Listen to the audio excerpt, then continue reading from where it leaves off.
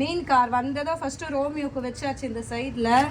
இல்லைன்னா பெரிய ரணக்கலம் அப்படியே கலவரமே ஊரில் நடக்கிற சண்டை நடக்குதுல அந்த மாதிரி ஒரு ஊர் கலவரம் ஆகிடும் பாருங்கள். அப்போ கூட பாருங்கள் அவன் முகம் அடங்கலை பார்த்தீங்களா வச்சு கூட அவனுக்கு எங்கன்னா அடங்குதுங்களா பாருங்கள். அவனை முறைச்சினே இருக்கான்.